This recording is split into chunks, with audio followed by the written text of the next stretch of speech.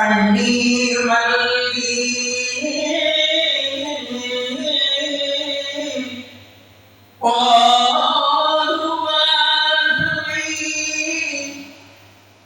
நன்னறிக்கு வைப்பது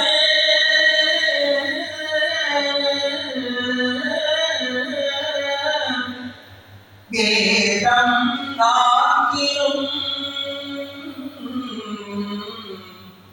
வேதம் ஆகியும் மெய்ப்பொருள்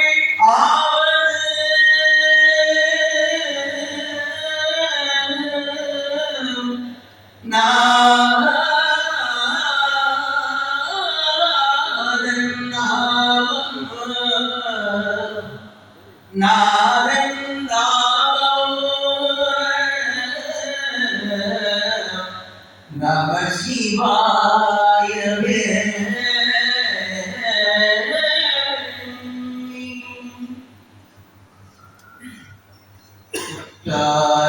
தாரையாங்கனே ஓர்வடே தீர்வடே கட்டாரை தாங்கனே கற்பனவும் தீயாயோ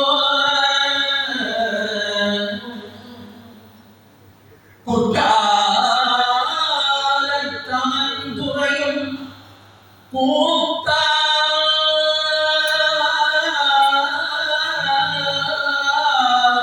குறைகளுக்கே கட்டாவின் மனம் போல கசிந்து உருக வேண்டுமனே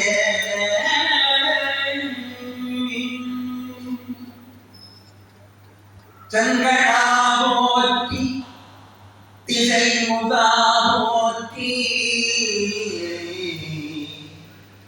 சிவபுர நகருள் வீற்றிருந்த அகடா போற்றி அமரனே போற்றி அமர்கள் தலைவனே போற்றி தங்கள் நான் வரையோர் சகலம் கற்றோ சாட்டிய குடியிருந்தோ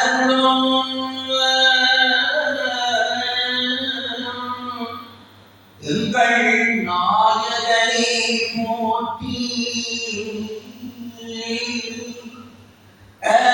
இருக்கை இறைவா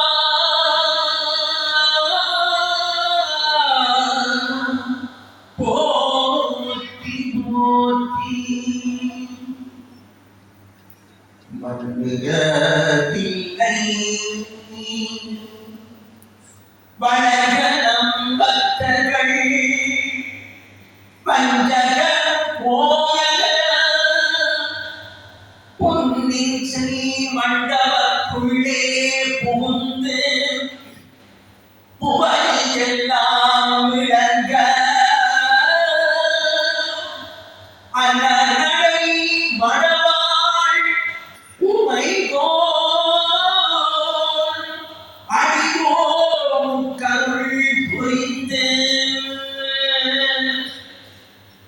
பின்னை பிறவி அழுக்க நெறி தந்த பித்தற்கு பல்லாண்டு கூறுமே இரவாத இன்பரன்புவர் நீ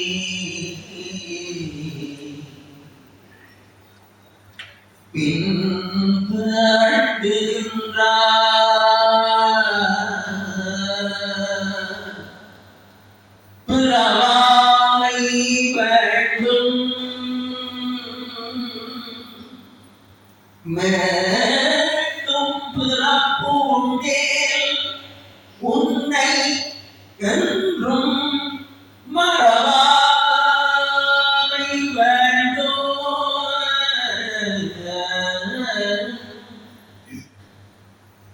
இன்னும் வேண்டும் நான் மகிழ்ந்து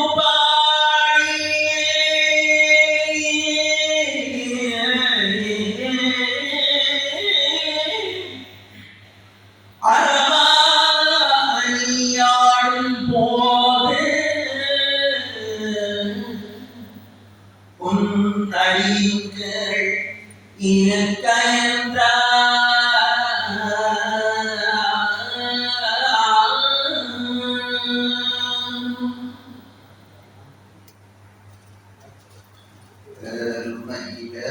விளையாடும் முகம் ஒன்றே ஈசனுடன் ஞான மொழி பேசும் முகம் ஒன்றே ஊர்வழியார்கள் நிலை தீர்த்த முகம் ஒன்றே குன்றுருவகேல் வாங்கி நின்ற முகம் ஒன்றே மாறுபடு சூரனை வரைத்த முகம் ஒன்றே வள்ளியை மனம் புணர வந்த முகம் ஒன்றே ஆறுமுகமான பொருளியருளல் வேண்டும் ஆரியருணாசரம் அமர்ந்த பெருமாளே பாருகில் வளார்விக்க மணிவளம் சுரக்க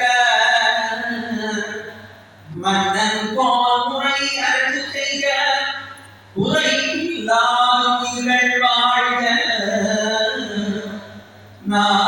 நாமரையர்கள் ஓங்க நற்றவம் வழிமல்க நேர்மைகள் சைவ நீதி விளங்குக உலகமெல்லாம்.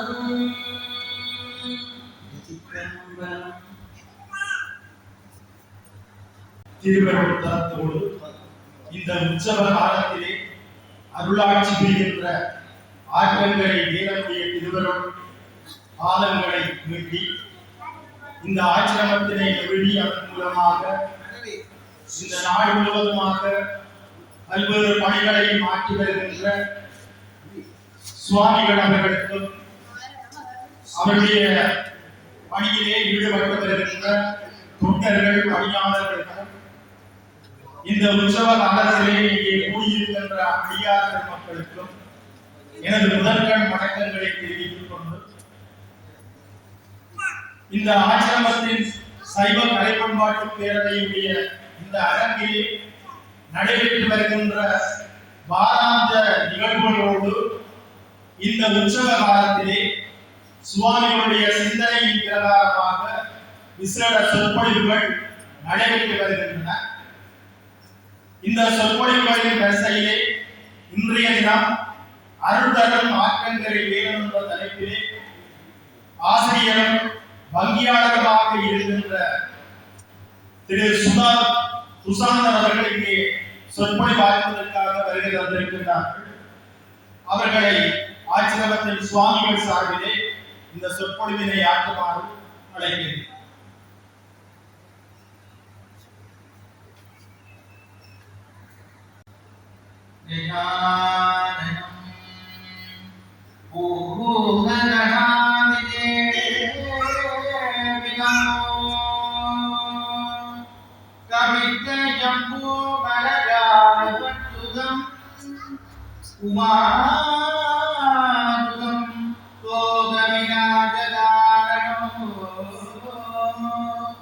நமாமி விக்னேஸ்வர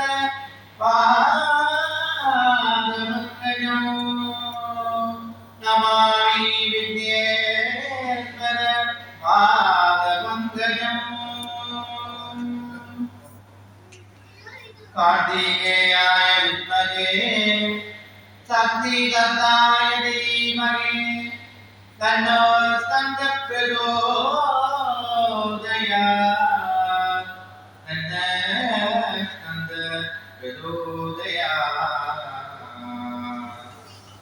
என்று எல்லாம் முழுமுதற்குரிய முதல் வணக்கத்திற்குரிய ஐங்கரனான கணபதியான விநாயகர் பெருமாளுடைய பாதாரவிந்தங்களையும் இந்த தொண்டமனால் என்று சொல்லப்படுகின்ற இந்த புராதன புண்ணிய வழியிலே புதுமைகளை புகட்டி அருளாட்சி செய்து கொண்டிருக்கின்ற ஆற்றங்கரையாருடைய திருமென்கல பாதங்களை நாவினால் பாடி மனதார ஊன்றி வழிபட்டுக் கொண்டு அவனுடைய புதுமைக்கல பாதங்களை வணங்கிக் கொண்டு இந்த ஆசிரமத்திலே இந்த 4ஆம் நாள் உற்சவத்திலும் எம்பெருமானுடைய அருளாட்சியினால் நித்திய அன்னதான பணியினையும் அறப்பணியினையும் தனது வாழ்நாளை சேவையாக புரிந்து வருகின்ற ஆசிரமத்தின் சுவாமிகள் கலாநிதி மோகனதாஸ் சுவாமி அவர்களுக்கும் எனது இந்த நேரத்தினுடைய வந்தனத்தினை தெரிவித்துக் கொண்டு அடியேன் சிறியனுடைய இந்த அருள் தரும் ஆற்றந்தரையான் என்ற தலைப்பினை காதார கேட்டு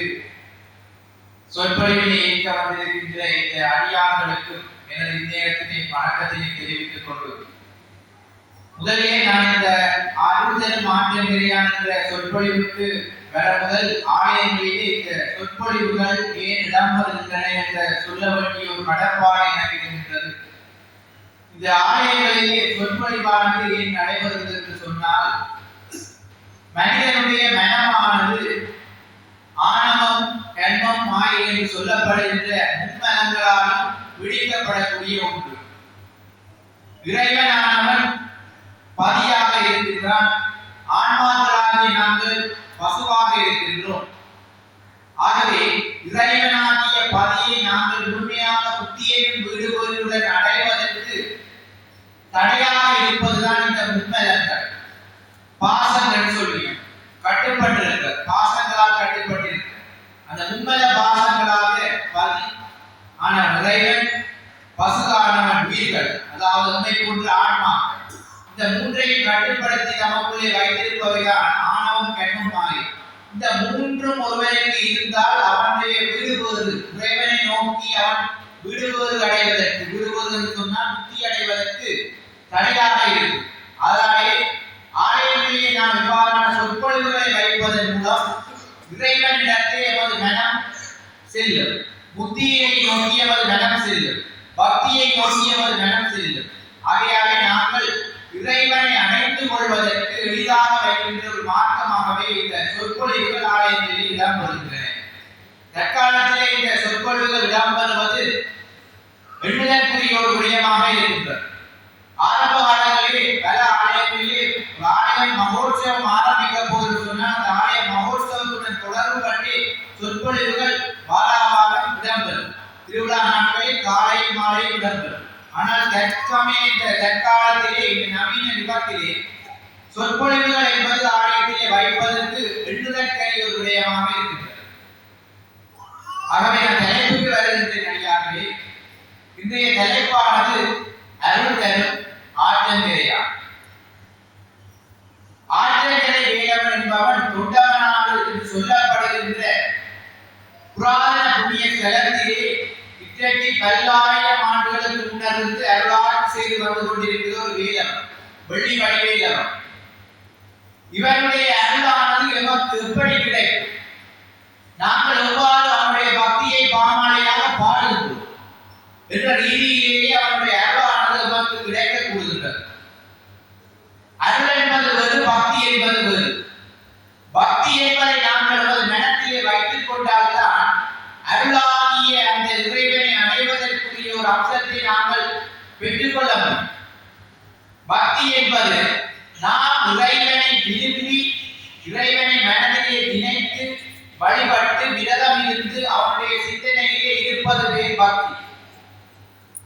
அருள் என்பது நாம் இறைவனை வழிபடுகின்ற போது நாம் இறைவன் மீது வைத்துக் கொள்ளக்கூடிய அந்த பாசமானது, அந்த பந்தமானது, நமது மெய்யுடன் கலந்த அந்த இறைவனுடனான அந்த உறவானது இறைவன் மூலம் நமக்கு ஒரு சக்தியாக அல்லது ஒரு வழிபாட்டின் மூலம் கிடைக்கக்கூடிய ஒரு பெருதாக கிடைப்பதுதான் அருள்.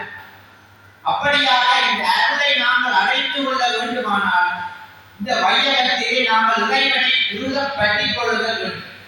அதுவும் பக்தி என்னும் வீடுகளுடன் இறைவனை அடைவதற்கு நாங்கள் அருளை அடைய வேண்டும்.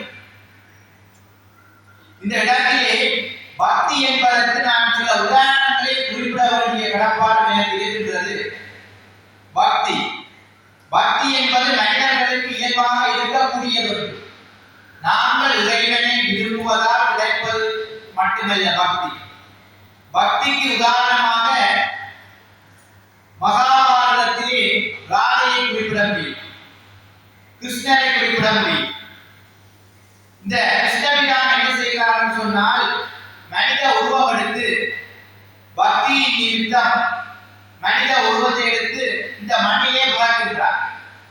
இந்த மண்ணிலே அவர் பிறக்கின்ற போது எமது உயிர்களிடத்தை இருக்கின்ற பக்தி எல்லையை சோதிப்பதற்காகவே அந்த கிருஷ்ணபிரான் என்ன செய்கிறார் சொன்னால், மகாபாரதத்திலே இந்த மண்ணிலே பிறக்கின்றார். அவளே ராதாவானவள் இந்த உலகத்திலே அவளுக்கு வெளியே இருக்கிறதும் தெரியாது. ஏன்னு சொன்னால், ராதையானவள் பிறந்த இதுல இருந்து அவருடைய கண்களானது கட்டப்பட்டிருக்கிறது. அந்த கட்டப்பட்ட கண்களை அவள் வாழ்நாளில் ஒரு சமயத்தில் தான் அவர்கின்றார். அந்த சமயம்தான் கிருஷ்ணபிரான் குழந்தையாக அவள் முன்னே கொண்டுவரப்படுகின்றார். கிருஷ்ணபிரான் குழந்தையாக அவள் முன்னே கொண்டுவரப்படுகின்ற போதுதான் ராதையானவள் தன்னுடைய கண்ணிலிருந்து அந்த கடை துணியை அகற்றி கிருஷ்ணரை தான் முதல்ல பார்த்தார் ராதை. என்று மகாவம்சத்தில் இருக்கின்ற சொல்லப்படுகின்ற அந்த மகாபாரதத்தில் சொல்லப்படுகிற குறிப்பேடுகள் குறிப்பிடுகின்றன. ஆகவே இந்த ராதையானவள் ஒரு பக்தியின் நிமித்தமே கிருஷ்ணனை பார்க்கின்றார். இன்னொரு உதாரணம் நான் கூறுகின்றேன். என்னவென்று சொன்னால், குங்குலிய கலைநாயனார். குங்குலிய கலைநாயனார் என்பவர் சிவபெருமானை வாழ்நாளிலே வழிபடுகின்ற பக்தி பூர்வமாக வழிபடுகின்ற ஒருவர். இவர் ஒரு நாள் என்ன செய்கிறார் சொன்னால், தன்னுடைய வாழ்நாளிலே கலைநாதர் என்னுடைய பெயர், அவர் திருக்கடவுர்ல இறைவனை வழிபடுவதை கொண்டாடியிருந்தவர் குங்குலிய கலைநாயனார். அவருடைய இயற்பெயர் வந்து கலைநாதர். அவர் என்ன செய்கிறார் என்று சொன்னால், தன்னை வாழ்நாளில் குங்குலியம் என்று சொல்லப்படுகின்ற வாசனை தூவம், இறைவனுக்கு அந்த வாசனை தூவத்தினை புகையாக நறுப்புகையாக போடுவதை தொழிலாக கொண்டிருந்தார். அவருக்கு பிள்ளைகள் மனைவி இருந்தன. அவர் ஒரு நாள் என்ன செய்கிறார் சொன்னால், குங்குலியத்திலே இறைவனுக்கு தன் பணம் தான் வைத்திருந்த செல்வங்கள் எல்லாத்தையும் இறைவனுக்கு பக்தியின் நிமித்தம் குங்குலிய தூவப்பட்டு வழிபடுவதை நோக்கமாக கொண்டிருந்தார். அவர் ஒரு நாள் தன்னுடைய வீட்டில் செல்வம் எல்லாத்தையும் முற்றாக இறைவனுக்கு தூவப்படுவதற்காக குங்குலியத்தை போட்டு முடித்த பின்னர் வீட்டில் இருந்த செல்வம் எல்லாத்தையும் முடிக்கின்றார். வீட்டிலே செல்வம் இல்லை, பசியும் பட்டினியும், பிள்ளைகள் வாடினம். மனைவியார் என்ன செய்கிறார்னா, தன்னுடைய மாங்கல்ய பாக்கியம் என்று சொல்லப்பட்ட தாலியை மாங்கல்ய ஆகாரத்தை கொடுத்து இதை அடைய வைத்து அல்லது விற்று அதிலிருந்து வருகின்ற பணத்தை எடுத்து வாரன்னு சொல்லி கலையனாரிட கொடுக்கிறார். கலையனார் தாலியை வாங்கிக் கொண்டு ஊரூராக தாலியை விற்பதற்காக நடையாக செல்கிறார். அந்த வேளையிலே சிவபெருமான் என்ன செய்கிறார், கலையனாரை சோதிக்கின்றார். கலையனாரை சிவபெருமான் சோதிக்கின்ற அந்த வேளையிலே அவருக்கு முன்னால் சிவபெருமான் ஒரு மாறுவேடத்தில் வந்து குங்குலிய பொதியோட வார, குங்குலிய பொதியோட வார, குங்குலிய பொதியோட வந்து அவருக்கு முன்னால இந்த குங்குலியத்தை கொடுக்கிறார். கலையனார் என்ன செய்ய கொடுக்கிறார், தன்னுடைய தாய்க்காக மாற்றீடு செய்த பணத்தினை கொடுத்து குங்குலியத்தை வாங்குகிறார். அவர் தென்னை மீ மறந்து கொடுக்கிறார் கலையனார். என்று சொன்னால், இறைவன் மீது நாங்கள் கொண்ட அன்பானது அங்கே ஒரு மெய்மறந்த தன்மையாக கலையனாரை அடிப்படையாக கொண்டு தெரிகின்றது. ஆகவே அந்த குங்குலியத்தை வாங்கி அங்கே இருக்கின்ற திருக்கடவுள் இருக்கிற சிவபெருமானுக்கு போட்டுட்டு அங்கே இருக்கிற மண்டல சாலையில் எங்கிய குங்குலியங்களை வைத்து விட்டிருக்கிறார். அங்கேயே படுத்திருக்கின்றார். இங்கே வீட்டை அந்த இல்லத்தில மனைவியும் மக்களும், மக்கள் என்று சொன்னால் பிள்ளைகள், பசியால வாழியம். அந்த பசியால பரமன் சொன்னால் சிவபெருமான செய்த அவர் பசியால வாழிக்கொண்டிருந்த சிவபெருமான செய்தார் சொன்னால் குபேரனை சொல்லி அவருடைய வீட்டிலே செல்வங்களை பொழிய வைக்கின்றார். கலையனாருடைய மனைவி பிள்ளைகள் பசியாலை வாடுவதனை அடுத்து சிவபெருமான் குபேரனை சொல்லி அந்த இல்லத்திலே, யாருடைய இல்லத்திலே, கலையனாருடைய இல்லத்திலே செல்வமலை பொழிய வைக்கின்றார். செல்வமலை பொழிய வைத்ததனை அடுத்து திருக்கடவுர் கோயிலே உறங்கிக் கொண்டிருந்த கலையனாருடைய கனவிலே தோன்றுகிறார். உன்னுடைய வீட்டில் அடியானாகிய என்னுடைய அடியானாகிய உன்னுடைய வீட்டில் செல்வங்கள் செழித்திருக்கின்றன, பாலும் சோறும் போய் உண்டு மகிழ் என்று சொல்லி கனவிலே சொல்லுகிறார். பாலும் சோறும் போய் உண்டு மகிழ் என்று சொல்லுகிறார்.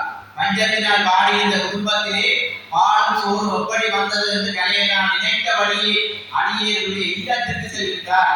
இல்லத்திலே அங்கே சிறுவர்களும் மனைவியும் உணவுகள் பூர்த்தி செய்யப்பட்டு ஒரு மகிழ்ச்சியான தருணத்திலே இருக்கிறதை கண்டு உணர்கிறார்.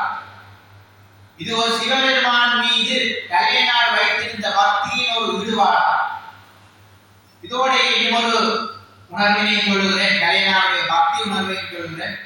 என்னன்னு சொன்னால், கடாதரை என்று சொல்லப்படுகின்ற ஒரு அம்மையார் இறைவனுக்கு சிவபெருமானுக்கு திருக்கடவுரிலே பூமாலை கட்டி போடுகின்றதை ஒரு வழக்கமாக கொண்டிருந்தவர். அவ ஒவ்வொரு நாளும் பூமாலை கட்டி போடுவதற்கு ஒரு நாள் என்ன நடக்குதுன்னு சொன்னால், பூமாலையை கட்டி விட்டு சிவனுடைய மதத்திலே விட்டு போடுவக்க அவளுடைய ஆடையானது சற்று விலக ஆரம்பிக்கின்றது. அந்த ஆடையானது விலக ஆரம்பிக்கின்ற போது அவ தன்னுடைய இறைவனுக்கு அன்பு செலுத்தி அந்த பூமாலையை போடுகின்ற நேரத்திலே ஆடையானது விலக ஆரம்பிக்கின்றது. அவளையே தன்னுடைய உள்ளங்கையினால் அந்த ஆடையை அமர்த்திருக்கிறார். அந்த வேளை சிவனானவன் அவருடைய அந்த கடாதரை அம்பாளுடைய அந்த அம்மையாருடைய அந்த அம்பாளுடைய உணர்ச்சியை உணர்ந்து தானாக கிளம்புகின்றார். சிவபெருமான் செய்கிறார் சொன்னால் தானாக கிளம்புகின்றார். தானாக கிளம்பி அந்த கடாதரை அம்பாளுடைய மாலையினை தன்னுடைய திருக்களத்திலே வாங்கிக் கொள்கிறார் சிவபெருமான். இது வாங்கின பிறகு சிவபெருமானுடைய திருக்கோலமானது சற்று சரிந்த நிலையிலேயே இருந்துச்சார்.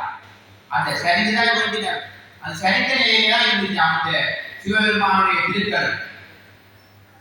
இதனை அடுத்து இதனை அறிஞ்ச சோழ நாட்டு மன்னன் யானைப்படை, குதிரைப்படை என்று சொல்லப்படுகின்ற தன்னுடைய படைகளை எல்லாம் கொண்டு வந்து அந்த இடத்திலே அந்த சரிந்திருந்த சிவபெருமானுடைய தத்துவமான அந்த லிங்கத்தினை நிறுத்துவதற்கு பாடுபடுகின்றார். யானையாலே முடியவில்லை, குதிரையாலே முடியவில்லை, தன்னுடைய காலாட்படை சேனைகளாலே முடியவில்லை. இதனை குங்குளிய கலையனாயனார் அறிகிறார். அந்த குங்குளிய கலையனாயனார் அறிந்து அந்த திருக்கடவுரில் இருக்கின்ற அந்த சரிந்த சிவலிங்கத்தின் முன்னால் வந்து என்ன செய்தார் சொன்னால், ஒரு வலிமையான கயிற்று இருக்கிறார். ஒரு கயிற்றினுடைய முடிச்சிலே சிவலிங்கத்தை போடுகின்றார், இன்னொரு கயிற்றினுடைய முடிச்சிலே தன்னுடைய கழுத்தினை போடுகின்றார். அந்த கழுத்தினை போடுகின்ற போது அவர் தன்னுடைய கழுத்தினால் அந்த சிவலிங்கத்தை நேராக நிறுத்துகின்ற நோக்கிலே இருக்கின்றார். அப்படி இருக்கின்ற வேளையிலே அந்த சிவலிங்கமானது நேராக நிறுத்துகின்றது. ஆகவே அடியார்களே பாருங்கள், அந்த மன்னனானவன் தன்னுடைய யானைப்படை, குதிரைப்படை இதனுடைய பலத்தினால் அந்த சிவலிங்கத்தை இருக்கின்ற போது அந்த சிவலிங்கம் அசைந்து விடவில்லை. ஆனால் குங்குளிய கலைநாயகனுடைய அந்த பக்திக்கு பலத்திற்கு பதிலான பக்தியின் மூலம், பலத்திற்கு பதிலான குங்குளிய கலைநாயகன் சிவன் மீது கொண்ட அந்த பக்தியின் மூலம் அந்த கயிற்றினை இழுப்பதால் அந்த சிவலிங்கமானது நேராக வந்தது.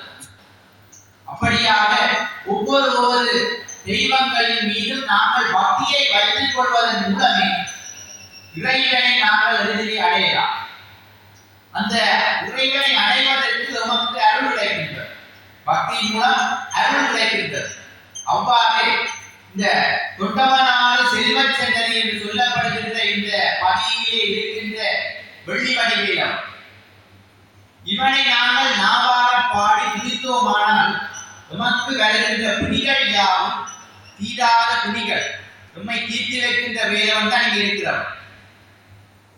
ஆற்றம் தலை நீதினே வண்ணமயில் வரும் வேலவனே, ஆற்றம் தலை நீதினே வண்ணமயில் வரும் வேலவனே, வழிமணவாளவனே வழிமணவாளவனே வடிவேலனே, ஆற்றகரை நீதினே வண்ணமயில் வரும் வேலவனே, வலிமை நாதனே புகாந்தரம் புகாந்தரம் குன்றுதோர் ஆடும் குமரன் குன்றுதோர் ஆடும் குமரன் திருவடிகள் துதித்தோமையா குன்றுதோர் ஆடும் குமரன் திருவடிகள் துதித்தோமையா ஆட்டங்களை அருகமந்து அருள் செய்யும் வேலவனே ஆட்டங்களை அருகமந்து அருள் செய்யும் வேலவனே சந்நிதியில் நாம் இருந்து உம்மை தொழுது வழிபட சந்நிதியில் நாம் இருந்து உம்மை தொழுது வழிபட உமது அருள் செய்யும் மாற்றங்களை வேலவனே உமது அருள் செய்யும் மாற்றங்களை வேலவனே முருகா முருகா முருகா முருகா முருகா முருகா முருகா முருகா முருகா முருகா முருகா முருகா முருகா முருகா முருகா முருகா முருகா முருகா என்று நாங்கள் அந்த ஆற்றலை வேலவனை நினைத்து நாவாலே பாடினாலே எங்களுக்கு அந்த இறைவனுடைய அருளானது கிடைக்கும்.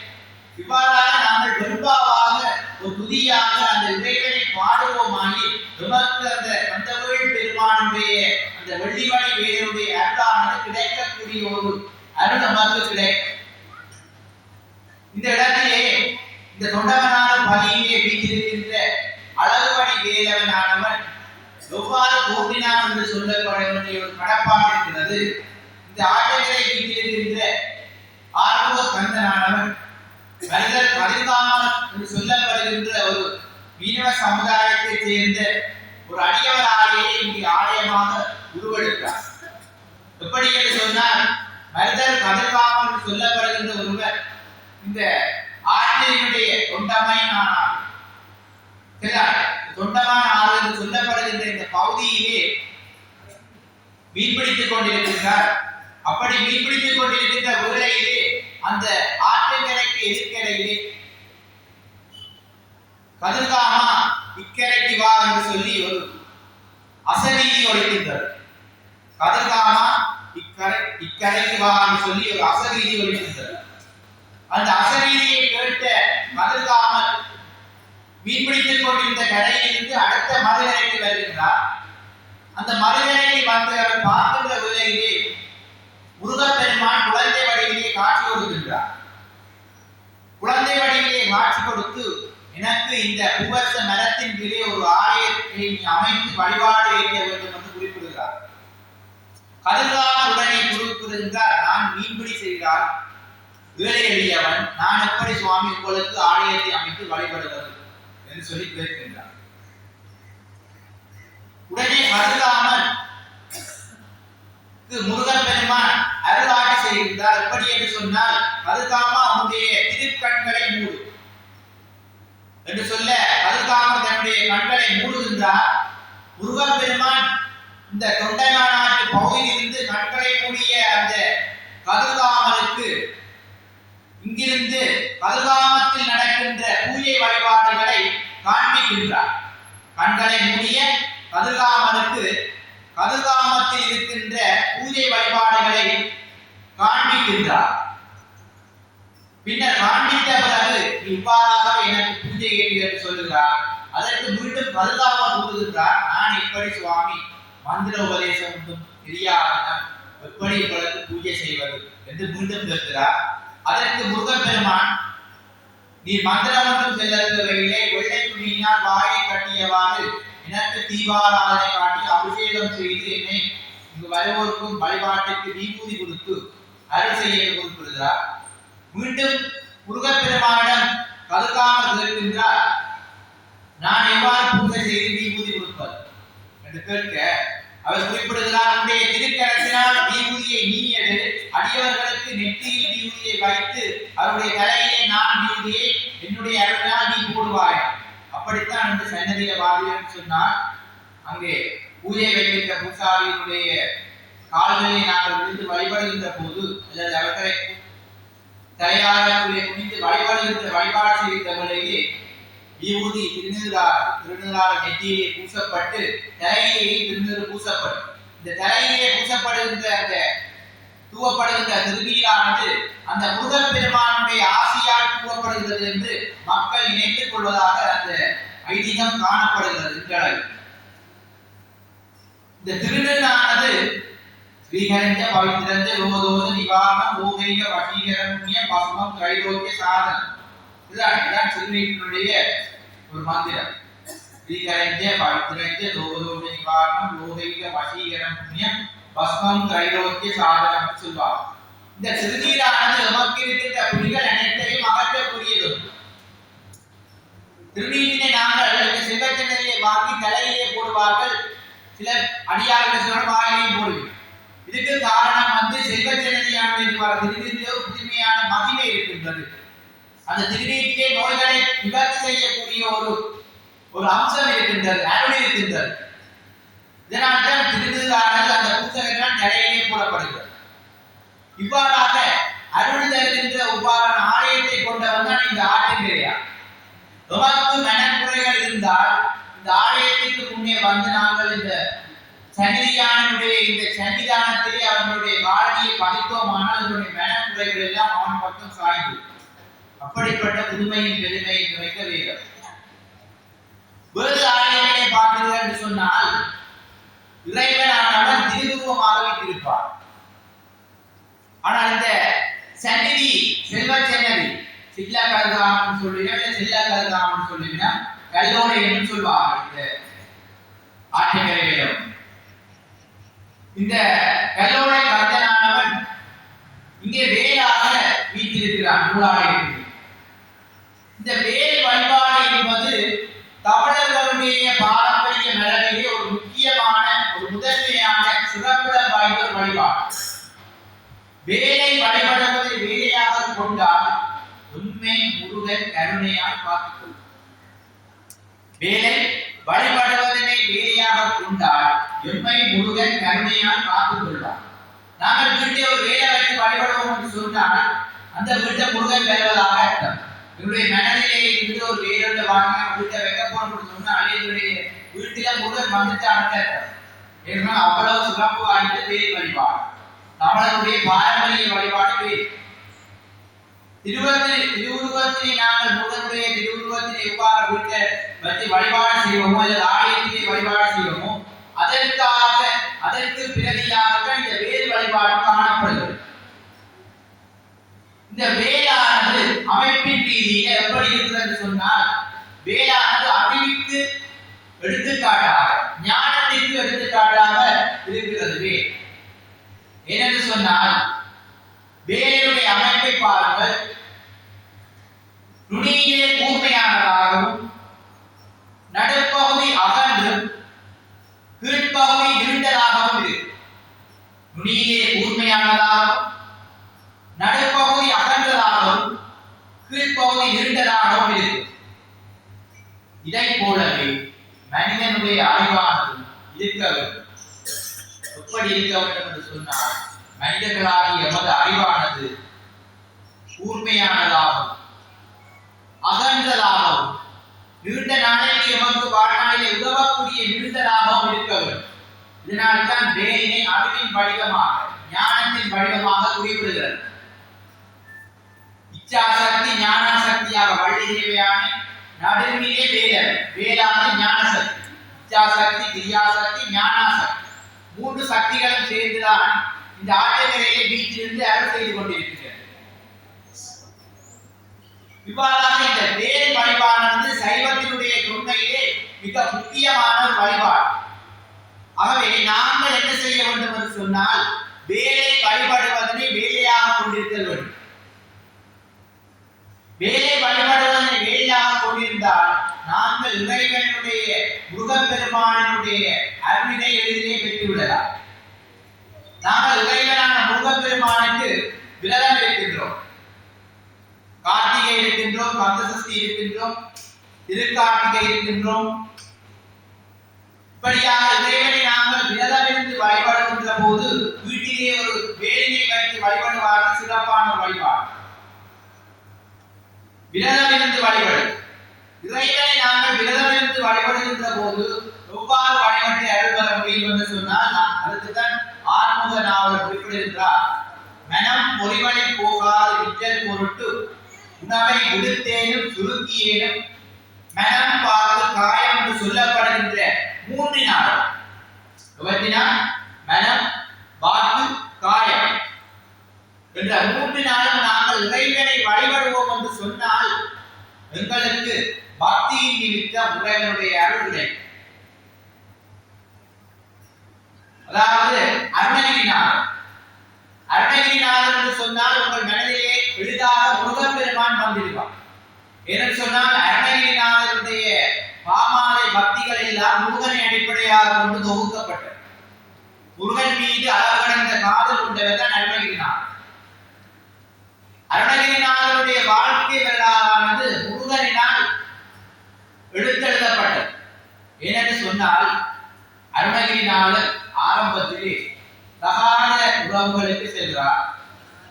சுற்றத்தாரும் அயலவர்களும் குற்றத்தாரும் அவரை எதிர்த்தொடுக்கினார். அவருடைய தோளிலே ஒரு விதமான தொழுநோயாக ஒரு நோய் வருகின்றது. அந்த உடம்பினால் உணவும் படிக ஆரம்பிக்கின்றது. இவர் இப்படியாக தன்னுடைய தமக்கையாரிடம் செல்கின்றார். அருணகிரிநாதர் சென்று இருக்கின்ற வேளையிலே தமக்கையாரன் தனக்கு பணம் செலுத்தி கேட்கின்றார். தமக்கையாரும் பணத்தை கொடுத்து விட்டு சொல்கிறார், அருணகிரியே, நீ இறைவனை வணங்கி ஒழுங்காக இருக்க வேண்டும் அல்லவா? ஏன் இப்படி தவறாக உறவுகளுக்கு செல்கிறாய்? நீ பணம் கொடுத்து செல்வது ஒரு பெண், நானும் பணம் கொடுத்து போகக்கூடியவாறு இருக்கிறேன் அல்ல. நான் ஒரு பெண் தான், நீயும் ஒரு பெண்ணிடத்தான் அந்த காசை கொடுத்து போறாய்ன்னு சொல்லி தமக்கையார் சொல்றா. அருணகிரி தமக்கையாருடைய அந்த இழிவான உதாரணத்துக்கு நாங்கள் ஒரு தவறான வழிக்கு போறோம் என்று சொன்னால் எங்கள் வீட்டில் இருக்கிற அம்மாவோ அப்பாவோ தந்தையோ உங்களுக்கு அறிவுரை சொல்லுவோம். அப்படித்தான் அருணகிரிக்கும் அவருடைய தமக்கையானவள் அறிவுரை சொல்கிறார். அதை அருணகிரிநாதர் கேட்டு தனக்கு இந்த வையகத்திலே நான் வாழ விரும்பவில்லை, நான் இந்த வையகத்திலே வாழ்வது ஒரு பிழையான முடிவு என்று சொல்லி திருவண்ணாமலை கோபுரத்து உச்சியிலே ஏறுகிறார். அருணகிரிநாதர் உச்சியிலே ஏறி விழ குதிக்கோக்க ஒரே ஒரு வார்த்தை தான் சொன்னார் அருணகிரிநாதர். அந்த கோபுரத்தினுடைய உச்சியிலே இருந்து அருணகிரிநாதர் உயிர்விட துணிகின்ற வேளையிலே ஒரே ஒரு வார்த்தை தான் சொன்னார். தான் இந்த உலகத்தை வாழ்வதற்கு அர்த்தமில்லை என்று நினைத்து அந்த திருவண்ணாமலையுடைய கோபுர உச்சியிலே இருந்து கீழே குதிக்கின்ற வேளையிலே ஒரே ஒரு வார்த்தை தான் சொன்னவர். அது அவற்றை உயிரையே இல்லை, தலையெழுத்தையே மாற்றினார். அது ஒரு பக்தினால் கிடைத்த அருள். என்ன வார்த்தை என்று சொன்னால், அவர் அந்த கோபுரத்திலே இருக்கின்ற குதிப்போக்கு ஒரே ஒரு சின்ன வார்த்தை தான் சொன்னார். அது அவற்றை தலையெழுத்தையே மாற்றினார். என்னன்னு சொன்னால், கோபுரத்தின் உச்சியிலே குதிக்கின்ற போது முருகா என்று சொல்லி ஒரே ஒரு வார்த்தை தான் சொன்னார். முருகா என்று சொல்லிய அந்த ஒரே ஒரு வார்த்தையினால் அருணகிரிநாதருடைய தலையெழுத்தே மாறியது. தகாத வழி சென்று தான் உலகத்திலே வாழ்வதற்கு தகுதியற்றவன் என்று சொல்லி அந்த உயிருடன் துணிகின்ற வேளையிலே முருகா என்று சொல்லிய ஒரே ஒரு வார்த்தையானது அருணகிரிநாதருடைய தலையெழுத்தையே மாற்றியது. அந்த வேளையிலே முருகா என்று சொல்லி அவன் குதிக்கோங்க முருகப்பெருமான் முன்னே தோன்றுகிறார். ஆறுமுகம் காட்டி அவைய நிறங்கள் காட்டி பன்னிரு விழிகளுடன் பன்னிரு நிறத்துடன் மயில் மீது முருகப்பெருமான் தோன்றி காட்சி கொடுக்கிறார். காட்சி கொடுத்து அவருடைய நாவிலே, அருணகிரியுடைய நாவிலே சரவண பவ என்று சொல்லப்படுகின்ற 6 எழுத்து மந்திரத்தினை பொறிக்கின்றார். சரவண பவ என்னும் திருமந்திரம் தனை சாவாஜபியனாவே. சரவண பவ என்னும் திருமந்திரம் தனை சாவாஜபியனாவே. புறமெடித்த வரமன் நெற்றி கண்ணில் உதித்த, புறமெடித்த வரமன் நெற்றி கண்ணில் உதித்த போகத்தரூப பொற்பாதம் தனை பணிந்து சரவண பவ என்னும் திருமந்திரம் தனை சாவாஜபியனாவே என்று சொல்லக்கூடியவாறு சரவண பவன் சொல்லப்படுகின்ற அந்த ஆழ்த்து மந்திரத்திலே அருணகிரியினுடைய நாவிலே முருகப்பெருமான் ஒலிக்கிறார். ஞானத்தின் உருவமாக முருகப்பெருமானுடைய அருள் கிடைத்த அருணகிரி ஞானத்தின் உருவமாக மாறுகிறார். அவ்வேளையிலே முருகப்பெருமான் சிவமாலை தன்னுடைய கையில் இருந்த சிவமாலை ஒன்றினை அருணகிரிக்கு கொடுக்கிறார். இந்த சிவமாலை கொடுத்ததற்கு தான் ஆதாரமாக அருணகிரிநாதர் ஒரு திருப்புகழ் பாடுகிறார். அபகாரனிந்தைவட்டுலனாதே அறியாத மஞ்சளை புரியாதே உபதேசமந்திர பொருளாளே உனை நான் இணைந்தருள் பெறுவேனோ இமமாமுகம் இளையோனே இமவான் மடந்தருள் தாமிவாடா சிவமாலிகம் தசர புதுராதா திருவாவினன் குடி பெருமாளே.